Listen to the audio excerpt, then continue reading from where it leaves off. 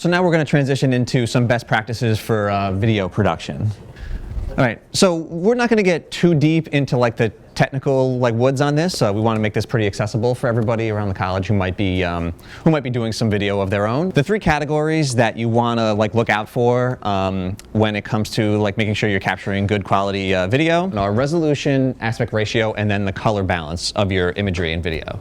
So resolution, there's a whole slew of resolutions, but there's more so that are actually used as default. The recommended distribution resolution is 1920 by 1080.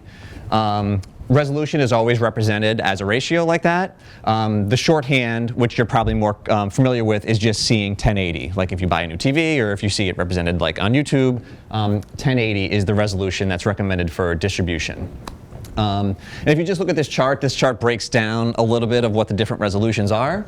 Anything down here really isn't used that much anymore because technology has advanced, and most places where people are watching video have the ability to watch higher quality. So here you'll see 1080, and again, like I said, this is the most common distribution resolution you should be using. And then this goes all the way up to 4K, which is something else that you guys have probably heard pretty recently. Resolution goes up to 8K now. There'll probably be 12K one day. But 1080 is still the most common way to watch video. When we film a lot in 4K just for archival purposes and to give us more flexibility when we're editing, but we still distribute everything in 1080. Okay, the next thing to look for is aspect ratio, and the aspect ratio, while resolution is the quality and size of the image, aspect ratio is the actual shape. 16 by 9 or 1920 by 1080 is the most common aspect ratio. All of you are probably pretty familiar with this size. It's what most television screens look like these days. It's what most computer screens look like. If you go to YouTube, the viewing window for YouTube is 1080 as well. So this is the most commonly used aspect ratio. And this is just an example of what the size of the image looks like from our virtual tour. As you can see, it's a really long, full frame. It gives you a lot of distance to play around with your framing. So it's still you can be really creative and get a lot of information packed within that nice wide angle. The two other aspect ratios that you'll probably use commonly are 1080 by 1080 or 1 by 1, which is this here. You probably recognize this from Instagram, the main feed on Instagram. That's what the size of the images look like, as well as the Twitter feed. Most videos on Twitter are also 1 by 1. Getting a little bit more extreme, getting a little bit more extreme is the 1080 by 1920, or basically 9 by 16, which is basically the wide angle flipped on its side vertically. And this is what you see on IGTV.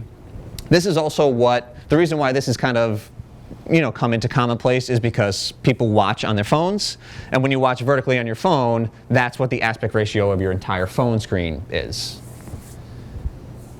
Okay, so using the correct aspect ratio in a lo-fi approach. Now, a lot of these tips that we're going over today, these are applicable if you're using a high-grade professional camera, all the way down through some more point-and-shoot cameras, all the way to the cameras on your phone.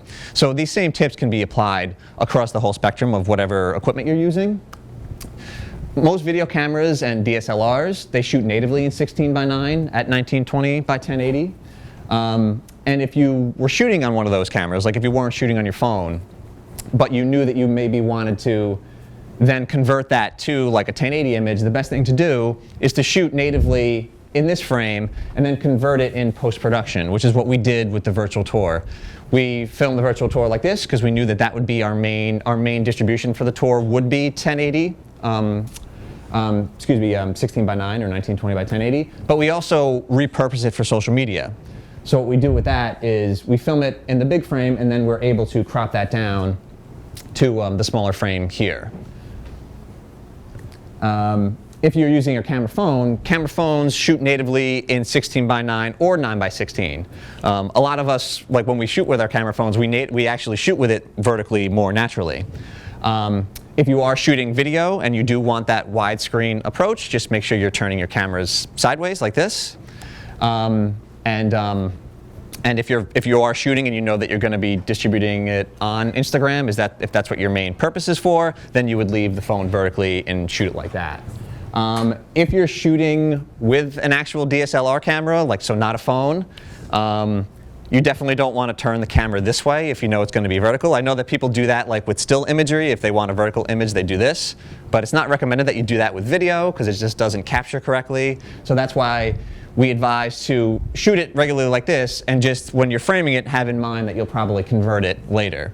And that's really when it comes to aspect ratios and how you're filming, the trick is that you want to be thinking about how you're going to distribute. If you know, like for instance, if you know it's going to be distributed on YouTube, on Facebook, or on screens, then you want the widescreen look. But if you know that it's going to be distributed on phones, you might already be aware that you want it to have this more vertical look. So have in mind, like know where you're going to distribute it, like as you're preparing to, think creatively about how you're going to shoot it. All right, moving on from aspect ratios, the next thing that you see a lot crop up that affects video imagery is color temperature. And color temperatures are measured across this spectrum, starting with this side that's represented by like candlelight and tungsten bulbs and sunlight, the warmer tones, all the way up to the cool tones, which you get from natural daylight, from cloudy skies and shaded areas. A lot of times color balance is referred to as white balance, and as you can see right in the center is like what pure white looks like. So most easy to do cameras, like point and shoot cameras and phones, don't have a ton of control for color temperature and white balance in them. It's a lot of like auto settings, and most of the time the auto settings are pretty good to capture a pretty balanced image. For example of color temperature, this is an image with incorrect color balance, incorrect color temperature. It looks, the color obviously just looks a little off. It looks a little bit too warm. And then if you go to the next one, this is correct color temperature. It's if you can see it like the best as you can on this screen here. So that's incorrect, and then if you jump back and forth, you can see like the color being more balanced. So not only does it look a little bit more natural, when the color temperature is too far off, you actually start to lose detail in the image. Whereas in this one, it actually looks like you can see all the detail in the background. You can see all the contours of the edges. It just looks a lot more, there's a lot more contrast, and you can actually just see all the details of the image. Whereas if you jump back to the incorrect, even like in here, like the background looks a little soft. The edges around objects doesn't look that defined. And this just looks a little more balanced. You can balance color temperature in editing, in post-production, and that's where most of your color balancing will happen.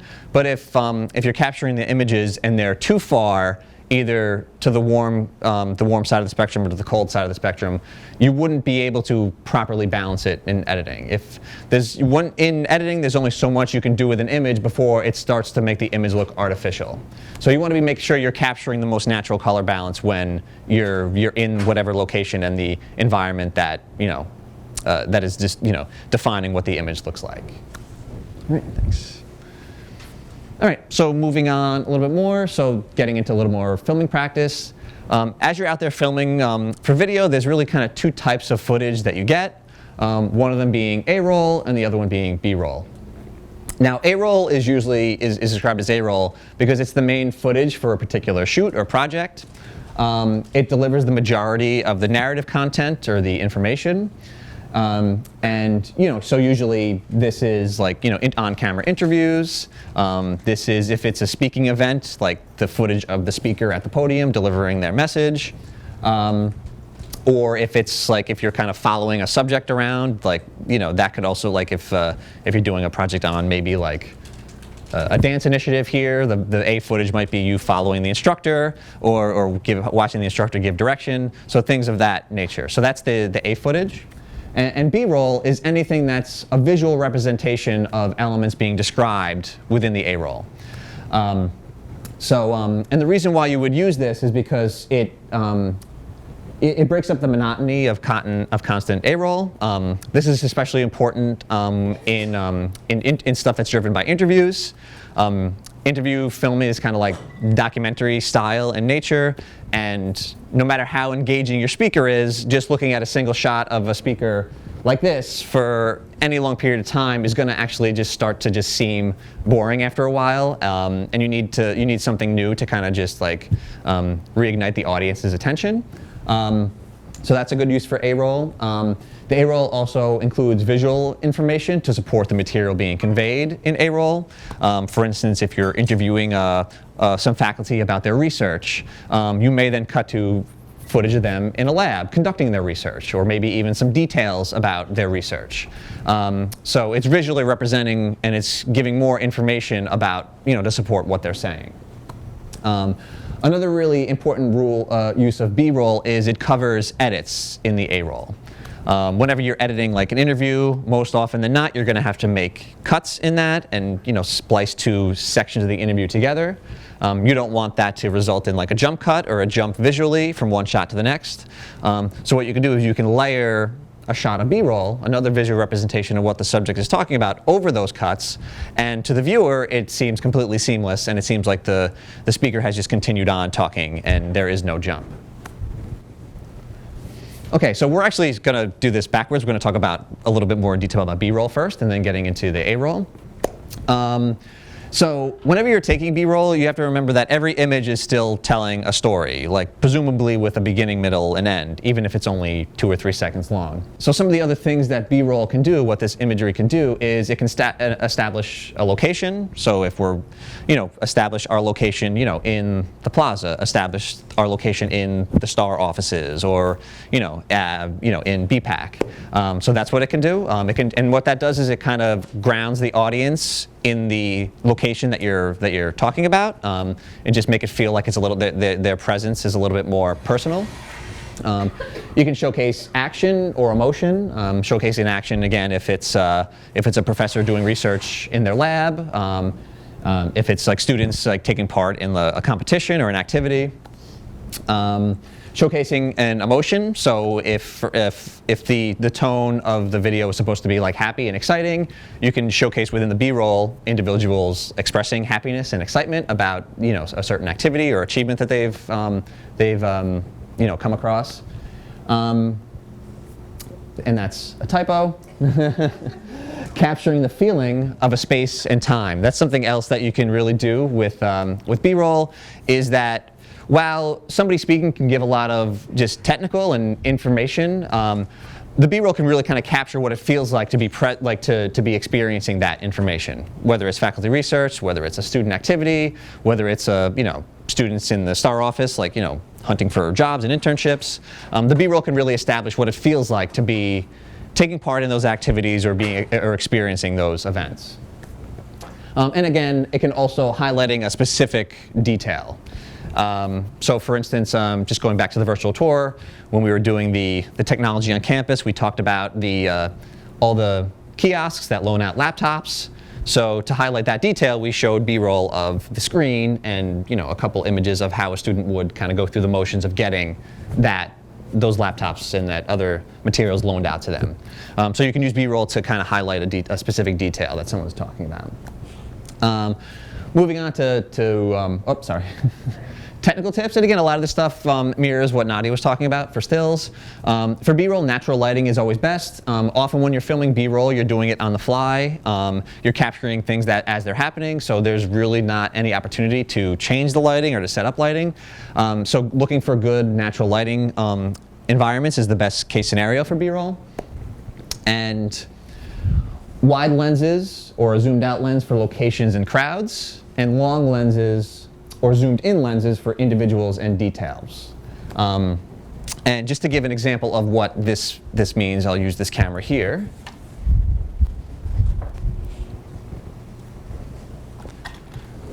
Okay, so most DSLRs and even like lower fi cameras have lenses that are capable of zooming. As Nadia mentioned, phones don't really have like technical zooming capabilities. Except the iPhone with the 1-time and the 2-time zoom. What most phones do when you pinch in is they actually just magnify the image, so it's not really zooming in. And when you magnify like that, what you're actually doing is you're lowering the resolution. But when you actually have a camera with a zoom lens, this is you can really utilize this to your benefit for B-roll. So a wide lens, and when I say zoomed out for locations and crowds, zoomed out means like it's zoomed all the way back. So it's like in its furthest back set position. And when a lens is like further back or shorter like this, that's called a wide lens. The shorter it is, the wider it is, which kind of is a contradiction, but that's how it's defined. And when a long lens or zoomed in is kind of like this. So the more you zoom in, the longer the lens gets, so it's zoomed in. And under a long lens, you get shallow depth. And what that means is the more zoomed in you are, the less in your shot can be in focus at one time. That's what shallow depth means. So the depth of focus is shallower. Whereas if it's wide, like this, more of your image can be in focus. So if you're shooting locations and crowds, you want it to be wide because you want to capture as much of the image in a clear, pristine focus as possible. Because really what the B-roll is about establishing the location, the feel of the crowd, the feel of the space. So you want to make sure that it's all like pristine. But if you're focusing on individuals or specific details, it's better to shoot on a longer lens because you have a shallower depth, which means you can focus on an individual piece of that image, and the rest of the image, whether it be the background or the foreground, will appear softer. And the reason why you do that is because by doing that, you're directing the audience's eye towards what you're focused on. And it's implying to the audience what you're focused on is actually the important part of that image, and it makes it stand out. Whether that be a person to tell us to focus on this person, whether it's, again, like a detail, so it's telling us to focus on that detail amongst the rest of the environment. Also, shallow depth just visually looks really interesting, and it can add production value to your images. Because people kind of automatically relate images with like a shallow depth of focus and like a very specific focus on certain objects to like a higher quality lens and camera. You also, and we'll talk about interviews in a minute, you also, when you're shooting interviews, you always want the lens zoomed in as much as possible so you can get that nice, really pristine focus specifically on your interview subjects. Okay. Oops, sorry. Okay, and you want to make sure when you're shooting B-roll, you're capturing a lot of footage. And when you think you have enough footage, make sure you capture more. B-roll, as you're using it, goes really, really fast. You go through it really quickly. And something else to keep in mind when you're shooting B-roll is a filming ratio. A filming ratio represents how much you have to shoot to get a certain amount of usable materials. Now, if your content's scripted, that ratio is about 5:1 to 10:1, depending on how precisely scripted you are. So a good example of this would be the virtual tour that we produced. That was completely scripted. We worked with the students who hosted the tour, and they learned their lines. And we shot about 5 to 10 minutes per 1 minute of actual usable footage. But when you're unscripted, which is like kind of like a documentary style of shooting, which is how you're shooting when you're capturing B-roll. It's also how you're shooting when you're capturing interviews. The ratio is probably closer to 50:1 or even a lot higher than that, which means 50 minutes of footage to 1 minute of usable footage. And the reason for that is if it's an interview, you're cutting out content that's not so relevant. You're cutting out flubs in people delivering lines. And if it's B-roll, you're cutting out bad lighting that creeps in. You're cutting out just you not capturing the shot correctly, you're cutting out somebody walking through the frame, all sorts of things like that. So when you're capturing B-roll, you want to make sure you have a lot of material. All right, so this is just a few examples of B-roll here. And if we could just hit. So for instance, this image starts on the name, and then if we go down to reveal these two students excitedly talking here. So that establishes the location, but it also creates a little bit of a feeling, establishes the location on the plaza, gives us the name of our institution, but also pans down to show people within that environment. Something like this is capturing action and emotion. Again, so we have a little bit of a close-up here of students playing this game, and again, that's a good example of catching stuff with B-roll. Like for instance, when you're shooting B-roll, you don't know if they're going to score a goal on this thing. You don't know if they're going to celebrate, so you have to capture that all in the moment, which is again why you have to shoot a lot of it, even to get like one halfway decent usable reaction in a situation like that. But this is good for capturing the environment and the feeling. And this is just a still here, but this is a B-roll footage that we have. This is another reason why we shoot in 4K when we shoot, is because when we're filming B-roll, when we're then editing it, it gives us more options to then, because if we're filming 4K, which is that big, large frame, you then have the opportunity to crop that down and focus on certain things within your image. So this image here is just the backs of a few students, right? This student in the middle is the most interesting because we actually see like his profile, we see him working on his laptop in between classes. So what we were able to do with our cropping is we were able to crop down to here, and we could just focus on him individually. Something like this, again, another example of how we were able to crop. This is a piece of B-roll. Now this isn't a still, this is actually video, but this is just a still that we pulled from it. Showcasing the location of our campus, showcasing a few students talking in the foreground. As the same thing Nadia was talking about before, like using your foreground and your background just makes it a little more interesting. So we have them in the foreground and the focus on them is really sharp. And then we have the background, which is a little bit soft, but we still get a sense of the campus.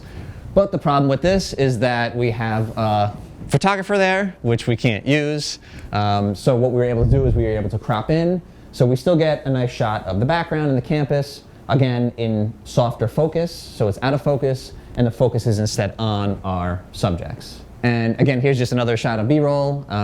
Again, just an establishing shot of the NVC, and we pan down to reveal the banners, and then we pan down and we get to the street. The only problem is this is a little bit of an eyesore over here, right? So we were able to crop in, same shot, establishing shot, we still have the banners, we still get a little bit of energy from this, and we were able to crop that section out. Moving on to filming practice. Again, this is A-roll, but talking about interviews specifically, because that's how a lot of the content that we produce ends up being built.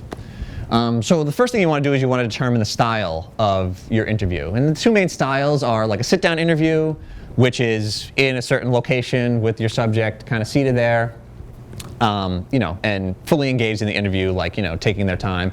The other is like a standing or on-the-fly interview.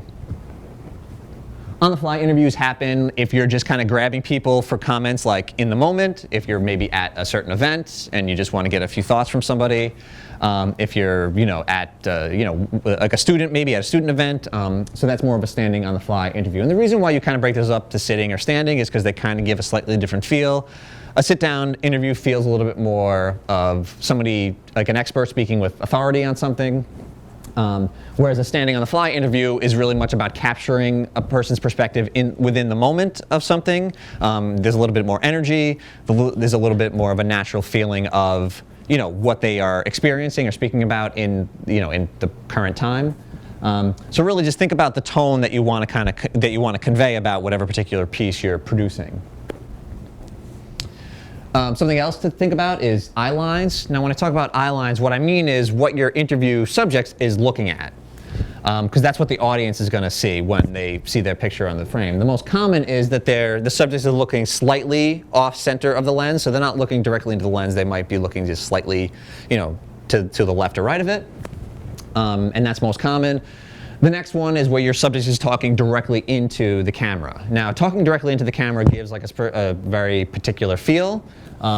It feels like the subject is talking directly to the viewer, so it really kind of cuts out any feel of like an actual interviewer, or it even makes it just feel a little bit more on the fly, and it's a little bit more of a natural personal connection to the audience themselves. We use this a lot in social media. If we do quick on-the-fly interviews for social media, we have the subject talk directly to the camera because it kind of makes that connection through social like a little bit more like direct. Another example of using the looking directly into the camera, again, going back to the virtual tour, because we want the tour subjects to be speaking directly to the tour takers, who are the people that are watching the videos online. So in those, all the hosts are talking directly into the lens.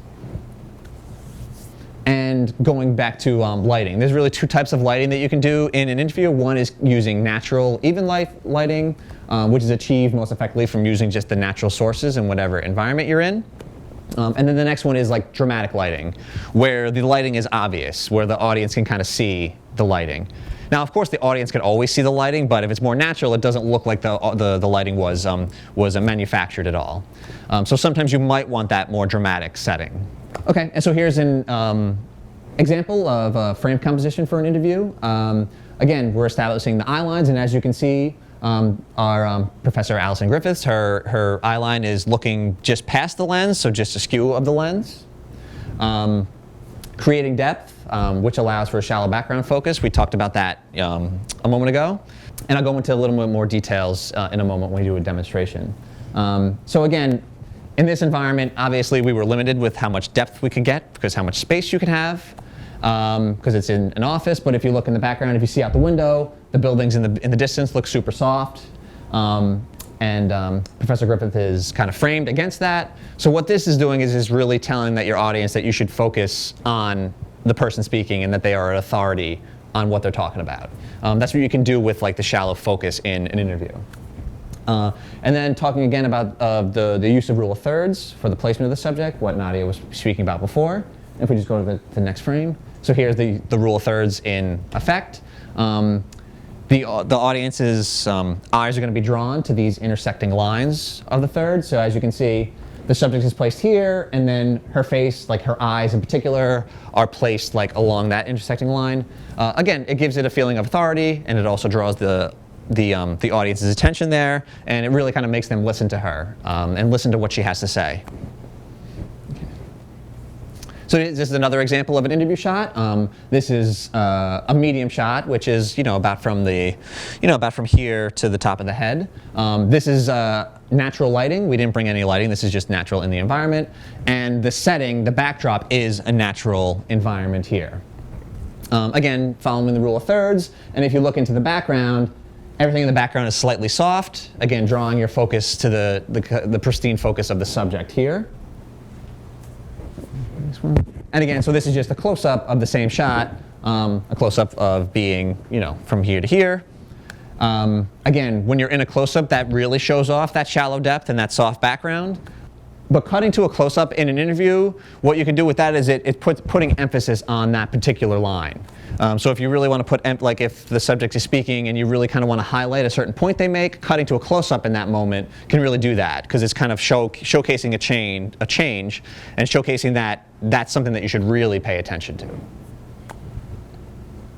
It's tough to see this with the light in here, but again, this is an interview that's not done in a natural setting with natural lighting. It's done with dramatic lighting using a lighting setup and a backdrop. Now, again, there's nothing wrong with backdrops, but in my personal perspective, they should be used sparingly. What you kind of lose with the natural setting, like the natural setting gives you a feeling of the person who's speaking. It can create an energy. If it's a professor and you have them against like their books or their lab, it really gives a sense of who they are and who they're speaking. Whereas in a backdrop kind of doesn't give you the opportunity for any of that. Again, not to say that backdrops aren't useful, because they are in certain projects. This project here is from a series of 50th anniversary videos that we're doing for the college. So the reason why we want to use a backdrop for this is because we're interviewing dozens of people over the course of weeks and months. So to have more of a unifying look, we decided to go with the background, the backdrop instead. Also, having a backdrop really forces you to focus on just the words and just the people and what they're saying. So those are the situations where you might want to use like a backdrop. For instance, I once worked on a documentary, and instead of shooting people in a natural setting, we shot them against a backdrop, not even one with light, one that was completely blackness, because we wanted the audience to only hear their words. We didn't want there to be any other distraction from a background. We didn't want any feeling to be conveyed by their setting. We wanted it just to be about their recollections of this event. So backdrops are useful in certain situations. The only thing that makes them a little bit more resource draining is that you have to get a space, you have to set up the backdrop, you have to light it. So it's a little bit more of an involved process, whereas if you went back to that interview with the student, we just captured this in 15 minutes, just as in between events that the student was. So that's that's the drawback of using backdrops, is it takes more time resources. Okay, and again, this is just a close-up, and you don't get as strong a sense of the shallow depth of field with backdrops, because there's nothing really in the background to have soft focus on. It's just like a colored, like a drape with some colored light on it. Okay. Another option you can do is interviews with multi-camera setups. Because what this can do is it can create a contemporary feel to the videos. It can add a little bit of energy. We use these in particular if we want to, if the subject is conveying a lot of information can start to get tiresome for an audience. So what you can do is you add a secondary angle, makes it feel more energetic, it makes it feel more contemporary. I mean, the only issue with that is that you actually need 2 camera setups, which makes it more complicated because you have to light for each one, and you have to have somebody manning each one. But if you're able, it does create that different sense, that different feeling for an interview. Okay, does anybody have any questions? We're almost through here. Yeah, Gerald. Can you talk more about like the color tone in terms of the backdrop? Oh, the backdrop? How do you pick the color tone? Sure. Now, do you want to jump back to that? If that's the case. Yeah, again, it's tough to see with this lighting in here, but the backdrop we went with this is it's not black actually. It might look black, but the backdrop is actually gray, because the issue with a black backdrop is it doesn't reflect colored light. So if you did want to add any light to it, you really can't. The issue with a white backdrop is that it reflects too much light, so it's hard to get that blackout look. So we have like a gray shade backdrop, and so what you do with that is that you just use lighting gels. We have lighting gel kits that that go with our lights, and really determining what color you want to use is really kind of up to you. It really you want to convey a color that says something about the subject matter, that says something about that helps establish the tone, that can that speaks to what the speakers that the interview subjects are talking about. For this, we use blue just because that's the main primary Baruch color, and since these interviews were about Baruch's 50th anniversary, about Baruch gaining its independence, we thought a nice unifying color would be to use the Baruch blue. Also, blue as a backdrop color is pretty solid. It's a rich color. It has a cool tone, so it's relaxed. It can really allow the audience to focus on what's being said, but it gives a little bit more vibrance to the background than having just the blue. Does that? I mean, just the black. Excuse me. Does that? I mean, like when you're doing backdrop, sometimes you need to kind of coach the subject to see what to wear. Sometimes you wear the same color, it blends right in. Exactly. Yeah. You don't know what to do when they just come out with blue color, exactly. Yeah. Then you sort of have the head cut. Yeah. The surface up. So how do you? Yeah, and we talk about that a little bit in the interview setup and the preparation. Yeah, what your subjects might be wearing obviously is going to impact your backdrop. And just a general rule of thumb with if you have people coming in for interviews, like a sit-down interview, is to give them a little bit of a list of what not to wear. Even if you're not filming with a backdrop, there's a few things that you shouldn't wear on camera. Stuff with too many patterns doesn't capture well. You want, solid colors are always better. Patterns work sometimes, but it really kind of depends on like their frequency across like this, what I'm wearing right now, would probably be okay because it's light. What Greg has got on right now might be a little troublesome because it's a little bit like more vibrant. Yeah. So really, it's that's a good tip to make sure people are sticking to solid colors. And if you are planning to use a backdrop, it's good to put a note in there about that. Like if you know that you're going to be using blue, you might want to steer them towards like lighter colors because you don't want them to fade into the background. Because the backdrop is mostly dark in tone, even if you have some color in there. So you want to make sure you want something that gives them a nice silhouette against that backdrop. So that would be just something that you would put in your interview prep for them, along with the other kind of common, don't wear patterns, don't wear a lot of jewelry because jewelry tends to, it can reflect light, but it can also like clink together and end up on the microphone. So that's what I would recommend. If you plan to use a backdrop, just kind of put that in your directions to your subjects, beforehand. Yeah. So again, the rule of thumb is just solid colors and lighter tones, just so that the person doesn't get lost, like in. Does that help? Does that answer your question, or? Yeah. Okay. Great. Anybody else have any other questions? Because the only thing we have left is we're just going to do a little bit of like an interview setup demonstration, just kind of like showing how you would use this in the real world. Does anybody have any questions on any of this, Mark? Is there any way to do like an interview where there's medium and close-up shots if you only have a 1080 camera? Only with a 1080 camera, you actually probably can't. Can we just jump back, Nadia? I'm sorry. To either of those interview shots, yeah. And could you jump back one more? I'm sorry. So we shot this with our 4K camera, and this is another benefit of shooting in 4K. And it's something that a lot of documentary filmmakers do nowadays, is that they'll shoot just one 4K camera, because then it limits the amount of equipment they have to lug around. And what you could do is you can shoot it normally, if you jump back one more, like normally in the medium shot, and then you can crop in to the close-up, because we're not cropping down from 1080, so we're not losing any resolution in that case. But yeah, unfortunately, Mark, if you're only shooting 1080, if that's your max, you really can't crop into a close-up, because it might not be noticeable to anybody's eyes really, but what you're really doing is actually reducing the resolution of that shot that you're cropping into. So unfortunately, yeah, that if you can't. But 4K technology is becoming more accessible day by day. So, I'm sure there'll be a time that's not too long that a lot of cameras shoot in 4K. I think iPhones shoot in 4K actually. But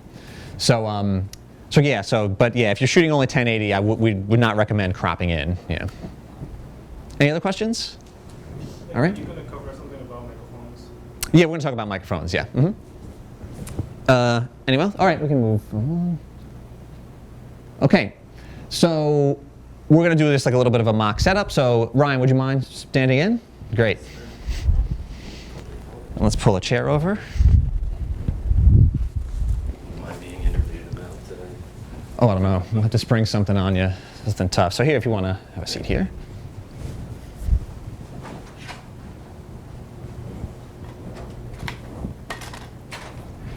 Okay, so again, for an interview, the first thing you want to do is you find your location. Even if you're just doing kind of like on-the-fly interviews and you're capturing in a natural environment, you still want to kind of scout out the area, what would make a nice background, what would offer the most natural light, and then identify where you want to place your subject and where the camera is going to go within that space. So we have Ryan here, and this is not a great space for an interview. But just for this setup, it'll be okay. The lighting in here is not bad. It's pretty evenly balanced. So that would probably work. My issue is the background. The background's not all that interesting. There's not a lot of opportunities to create depth because this is kind of like just like a square room. So there's not much depth to it. If you could, the best thing to do would probably be to film, in this case, with the windows in the background. That's a little bit complicated to do because you're dealing with two lighting situations. You're dealing with inside the room, but you're also dealing with outside. So it's very hard to balance the lighting between two situations like that. You wouldn't be able to use the natural room lighting and then match it with whatever it looks like outside, unfortunately. So in this case, we'll film Brian here. And just a few tips. Okay, so in your space, you want to identify a place for your subject and the camera that's going to give you the most distance across the z-axis, which is, the z-axis is the one that's three-dimensional. Okay, so we could probably find a space in here that gives us more, but just for this demonstration, this is probably okay. And again, we talked before about the difference between your long lens and your wide lens, like having the lens all the way zoomed in. So we're zoomed all the way in as far as this lens goes. You want to make sure you're checking your focus for that. Because that's the thing about when you're zoomed all the way in and you have that nice shallow depth, if the subject squirms or moves back or leans forward, they can move out of focus actually because the focus is so shallow. So you want to make sure you're constantly checking the focus and you're making sure that they're not moving too much. This is mostly an issue when you're doing like a stand-up interview. When you're sitting down, they're probably not going to move too much. But just make sure that they're staying consistent in the frame throughout if they're standing. And jumping back to the distance and the shallow depth, when you're creating distance, there's actually two sets of distance that you're creating. One is between the lens and your subject. The second set of distance is between your subject and the background. So as much distance as you can get in each of those spaces, the better. All right, because the more distance you get here, the more pristine you can make the focus just on the subject's face, and the more distance in the background, the softer you can make the background look, which is really a nice way to focus on your interview subject. Now, as far as the camera placement, you want the camera either even with your subject, which this is not even, this is a little too high, or below your subject. So even with the subject or below, slightly tilted up to look at them. You don't want the camera over their head, because if the camera's over their head and looking down on them, it kind of gives them a sense of like a lack of power or authority or confidence. When you're looking down on somebody and they're speaking about a subject, they should be speaking from a place of confidence, knowledge, and power. But when you're looking down on them, the implication is that they are not confident and not, do not have a grasp of whatever it is they're talking about. And you don't want that from an interview subject. You want your interview subjects all to appear confident, that they are an expert about what they're talking about. So you don't want to be like looking down, because looking down kind of creates that lack of confidence and like a weakness feeling.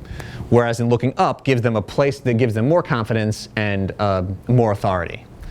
The most extreme example of this is like if you guys see horror movies and whoever the killer is always, the camera's always like way down here, like looking up, and whoever the person running away is, the camera's always up here looking down. That's to give the villain power and to give the people running away like weakness. So the same thing in interviews. So you want to make sure the camera's not up looking down at them. And adjust your f-stop and your ISO as needed. Now, again, we're not getting too much into the technical weeds with this. F-stop controls the exposure. So it controls how much light you're letting into the lens to make sure that your light is properly balanced, it's not too dark. And the ISO, which is something that digital cameras and DSLRs have now, actually is the equivalent of what film speed used to be. Anybody in here ever take photos on an actual film camera? Nobody? Mark? Yeah. Yeah, or even if, so Mark, even when you go to even if at Duane Reade you see film and it has like a number on it, like 200, 400, 300. So that's the film speed. So we don't have film speed anymore because it's digital, but the ISO is like the equivalent of film speed. And that also has to do with lighting. The lower the speed, the more light you need. So the same thing with the ISO. The lower the ISO is set, the more light you need. Whereas in the higher the ISO, the less light you need. So if you're in a little bit of a dark space, if you turn your ISO up, it makes it brighter.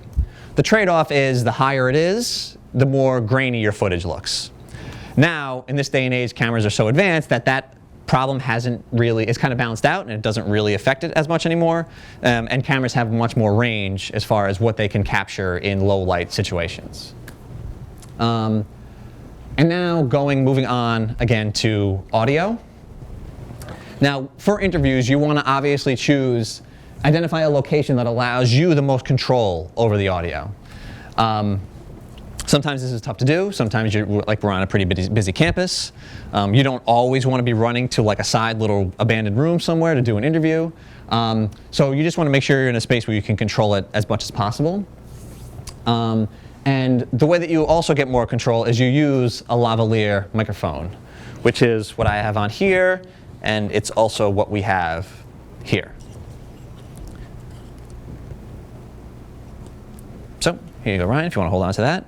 So the mic pack would go on your subject, and the receiver on this end, because these are wireless, would then attach to your camera through one of these, which is an XLR cable, which is like a high-grade audio cable.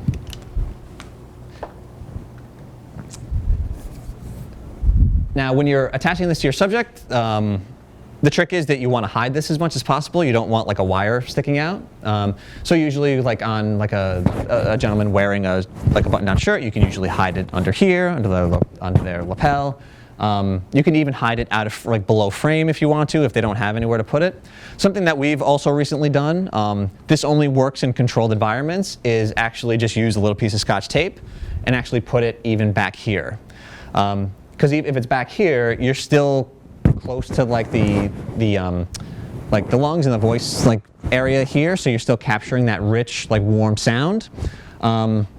And again, if you're in a controlled enough environment, you can do that and still get really high quality audio. Was that Ryan? Yeah. Now, those of you who are and now when it comes to like a professional grade approach, like with a professional camera and professional wireless mics, and a lower fi approach, the issue isn't even so much visuals these days, because most cameras take pretty high quality images. The issue usually does come down to audio. That's like the bigger problem in a lo-fi approach. If you are filming with a simple DSLR or even with your phones, that's probably the problem that you're running into, is audio. They do make pretty accessible lower fi audio equipment that can even connect to your phones, connect to like DSLRs. And in a future meeting, we can actually even go over some more, or we can even email some of you like suggestions if you're interested in those lower fi approaches. But yeah, audio is usually the biggest issue that people run into in production. Now, lavalier mics that attach to your subject are the ideal situation. Thanks, Ryan. If you do not have that option, you can, and if you are using if you're using a mic on your camera, you're kind of limited to to wherever your subject is. Obviously, you want to get the camera as close to your subject as possible. Doing that is probably going to limit your creativity with what you can do with the image, but it's going to give you the best audio available. If you don't have a wireless lavalier like this, but maybe you have another microphone, I wouldn't affix it to the camera here. I would put it on a mic stand and put it closer to your subject, because you want to get the audio as close to your subject as possible. I know that BCTC does have some audio recording devices that they do loan out. So if you have the opportunity to use those, those would be a really great option too. And we'll go over some of the other equipment that BCTC has to offer, at the end of this.